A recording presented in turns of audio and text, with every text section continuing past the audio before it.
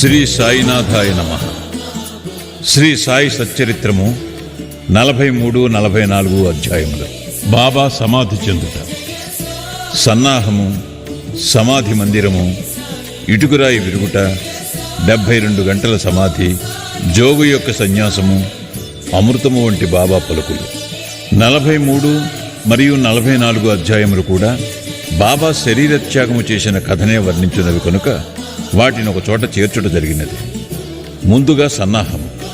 హిందువులలో ఎవరైనా మరణించుటకు సిద్ధముగానున్నప్పుడు మత గ్రంథములు చదివి వినిపించుట సాధారణ ఆచారం. ఏలన ప్రపంచ విషయముల నుండి అతని మనస్సును మరలించి భగవత్ విషయములందు లీనమునర్చినచో అతడు పరమును సహజముగాను సులభముగాను పొందును. పరీక్షన్ మహారాజు బ్రాహ్మణ ఋషిబాలునిచే శపింపబడి వారము రోజులలో చనిపోవుటకు సిద్ధముగా ఉన్నప్పుడు గొప్ప యోగియగు శుకుడు భాగవత పురాణమును ఆ వారములో బోధించాను. ఈ అభ్యాసము ఇప్పటికిని అలవాటులో ఉన్నది. చనిపోవుటకు సిద్ధముగానున్న వారికి గీత, భాగవతము మొదలగు గ్రంథములు చదివి వినిపించెదరు. కాని బాబా భగవంతుని అవతారమొకటిచే వారికట్టిది అవసరము లేదు. కాని బాబా ఇతరులకు ఆదర్శముగా నుండుటకు ఈ అలవాటును పాటించేది. త్వరలోనే దేహత్యాగము చేయనున్నామని తెలియగానే వారు వజేయను నాతని పిలిచి రామ విజయమును గ్రంథమును పారాయణ చేయమనిరి. అతడు వారములో గ్రంథమును ఒకసారి పఠించాను.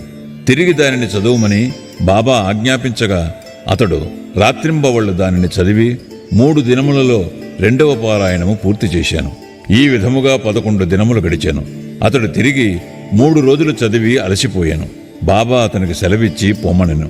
బాబా నెమ్మదిగా నుండి ఆత్మానుసంధానములో మునిగి చివరి క్షణముకై ఎదురు చూచుచుండిరి.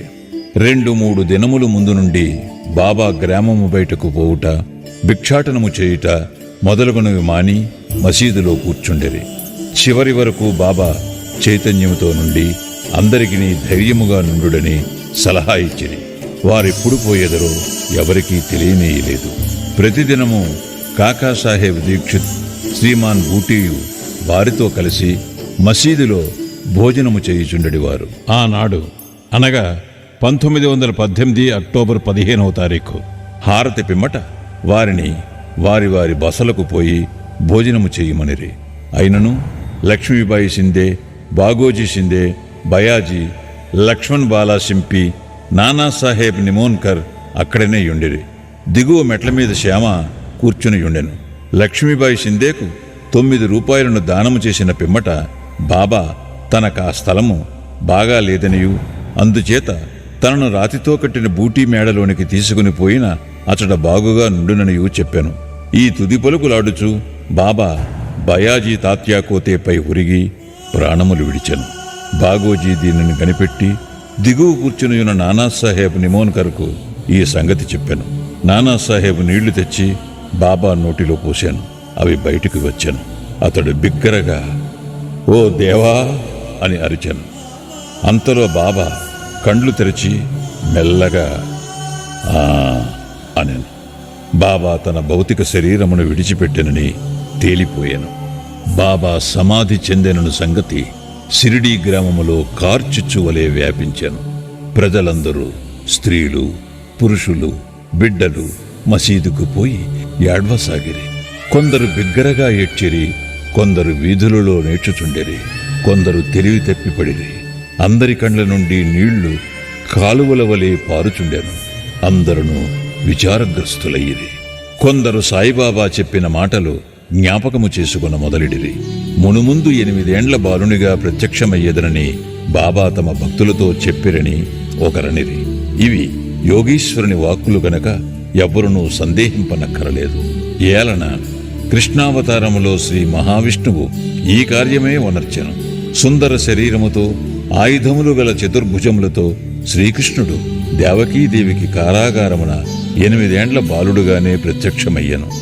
ఆ అవతారమున శ్రీకృష్ణుడు భూమి భారము తగ్గించెను. ఈ సాయిబాబా అవతారము భక్తులను ధరించుటకై వచ్చినది కనుక సంశయింప కారణమేమున్నది? యోగుల జాడలు అగమ్యగోచరములు. సాయిబాబాకు తమ భక్తులతోడి సంబంధము ఈ యొక్క జన్మతోడిదే కాదు, అది కడచిన 72 జన్మల సంబంధము. ఇట్టి ప్రేమబంధములు కలిగించిన సాయిబాబా మహారాజు ఎచ్చటికో పర్యటనకై పోయినట్లనిపించుట వలన వారు శీఘ్రముగానే తిరిగి ఉత్తురను దృఢ విశ్వాసము భక్తులకు కలదు. బాబా శరీరము ఎట్లు సమాధి చేయవలనన్న విషయము గొప్ప సమస్య ఆయను. అందరు మహమ్మదీయులు బాబా శరీరమును ఆరుబయట సమాధి చేసి దానిపై గోరీ కట్టవలనని. కుషాల్ చందు, అమీర్ శక్కర్ కూడా ఈ అభిప్రాయమునే వెలిబుచ్చిరి. కాని రామచంద్ర పాటీల్ అను గ్రామ మునసబు గ్రామములోని వారందరితో నిశ్చితమైన దృఢ కంఠస్వరముతో, మీ ఆలోచన మాకు సమ్మతము కాదు, బాబా శరీరము రాతివాడాలో పెట్టవలసినదే అనెను. అందుచే గ్రామస్తులు 2 వర్గములుగా విడిపోయి ఈ వివాదము 36 గంటలు జరిపిరి. బుధవారం ఉదయము గ్రామములోని జ్యోతిష్కుడును శ్యామాకు మేనమామయును అగు లక్ష్మణమామ జోషికి బాబా స్వప్నములో కాన్పించి చేయి పట్టిలాగి ఇట్లనెను. త్వరగా లెమ్ము, బాపు సాహేబు నేను మరణించి తిననుకొనుచున్నాడు, అందుచేనతడు రాడు.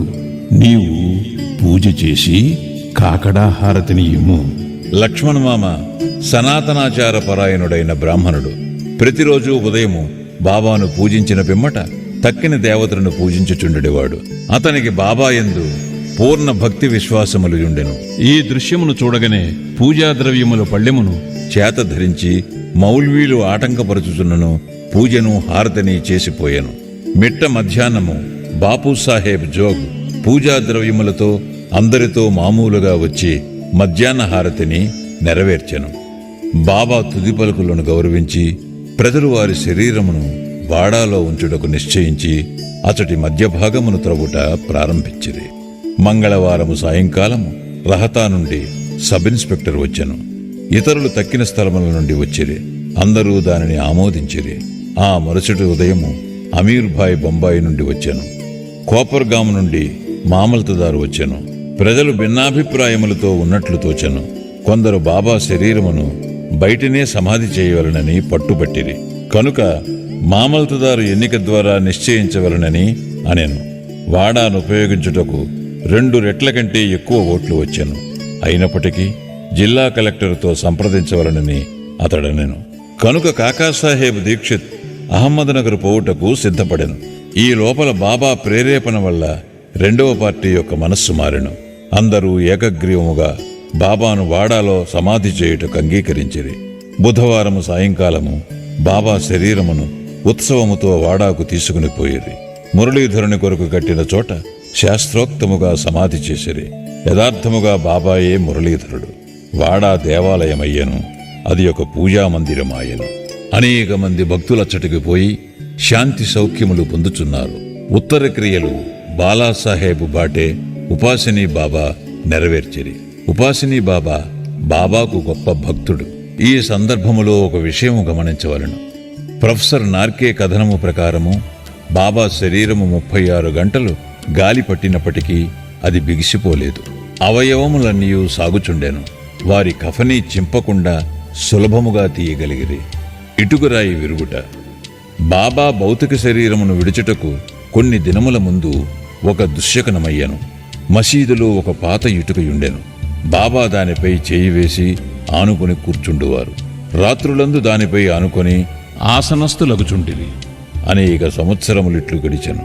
ఒకనాడు బాబా మసీదులో లేనప్పుడు ఒక బాలుడు మసీదును శుభ్రపరచుచూ దానిని చేతితో పట్టుకుని ఉండగా అది చేతి నుండి జారి కింద పడి 2 ముక్కలైపోయాను. ఈ సంగతి బాబాకు తెలియగానే వారు మిగులు చింతించి ఇట్లు ఏడ్చిరి. ఇటుక కాదు, నా అదృష్టమే ముక్కలు ముక్కలుగా విరిగిపోయినది. అది నా జీవితపు తోడు నీడ. దాని సహాయము వలననే నేను ఆత్మానుసంధానము చేయుచుండెడివాడను. నా జీవితమునందు నాకెంత ప్రేమయో దానియందు నాకంత ప్రేమ. ఈరోజు అది నన్ను విడిచినది. ఎవరైనా ఒక ప్రశ్న అడగవచ్చును. బాబా నిర్జీవియకు ఇటుక కోసం ఇంత విచారపడనేలా? అందులోకి హేమాడ్ పంతు ఇట్లు సమాధానమిచ్చాను. యోగులు బీదవారికి నిస్సహాయులకు సహాయము చేయుటకై అవతరించెదరు. వారు ప్రజలతో కలిసి మసులున్నప్పుడు ప్రజల వలె నటింతురు. వారు మనవలే బాహ్యమునకు నవ్వెదరు, ఆడెదరు, ఏడ్చెదరు. కానీ లోపల వారు శుద్ధ చైతన్యులై వారి కర్తవ్య విధులను ఎరుగుదురు. मम्मी की एड़ियां फटी हुई है ना, इसलिए हमेशा कवर कवर कवर। बरसों से फटी एड़ियों का एक्सपर्ट क्रैक। 72 గంటల సమాధి. ఇటుక విరుగుటకు 32 సంవత్సరములకు పూర్వము అనగా 1886 సంవత్సరములో బాబా సీమోల్లంఘనము చేయ ప్రయత్నించాను.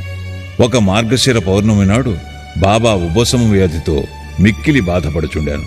దానిని తప్పించుకున్నట్టుకై బాబా తన ప్రాణమును పైకి తీసుకుని పోయి సమాధిలో ఉండవలననుకుని భక్త మహల్సాపతితో ఇట్లనిరి, నా శరీరమును 3 రోజుల వరకు కాపాడుము.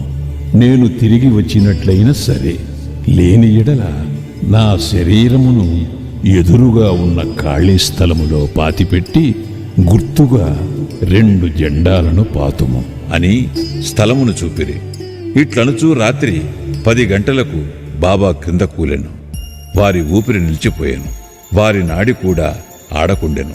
శరీరములో నుండి ప్రాణము పోయినట్లుండెను. ఊరి వారందరూ అచ్చట చేరి న్యాయ విచారణ చేసి బాబా చూపిన స్థలములో సమాధి చేయుటకు నిశ్చయించిరి. కాని మహల్సాపతి అడ్డగించెను. తన ఒడిలో బాబా శరీరమునుంచుకుని 3 రోజులట్లే కాపాడుచూ కూర్చుండెను. 3 దినముల పిమ్మట తెల్లవారుజామున 3 గంటలకు బాబా శరీరములో ప్రాణమున్నట్లు కనిపించెను. ఊపిరి ఆడ ఆరంభించెను. కడుపు కదలెను. కండ్లు తెరచెను. కాళ్ళు చేతులు సాగదీచు బాబా లేచెను. దీనిని బట్టి చదువరులు ఆలోచించవలసిన విషయమేమనా, బాబా 3 మూరల శరీరమా లేక లోపలనున్న ఆత్మయా?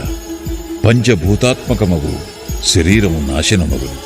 శరీరము అశాశ్వతము గాని లోనున్న ఆత్మ పరమ సత్యము, అమరము, శాశ్వతము. ఈ శుద్ధ సత్తాయే బ్రహ్మము. అదే పంచేంద్రియములను మనస్సును స్వాధీనమందుంచుకున్నది, పరిపాలించున్నది. అది ఏ సాయి. అది ఏ ఈ జగత్తునందు గల వస్తువులన్నిటి యందు వ్యాపించియున్నది. అది లేని స్థలము లేదు. అది తాను సంకల్పించుకున్న కార్యమును నెరవేర్చుటకు భౌతిక శరీరము వహించెను. దానిని నెరవేర్చిన పిమ్మట శరీరమును విడిచెను. సాయి ఎల్లప్పుడూ ఉండువారు. అట్లనే పూర్వము గాణుగాపురములో వెలసిన దత్తదేవుని అవతారమగు శ్రీ నరసింహ సరస్వతియు వారు సమాధి చెందుట బాహ్యమునకే గాని సమస్త చేతనాచేతనములందు కూడా ఉండి వానిని నియమించువారును పరిపాలించువారును వారే.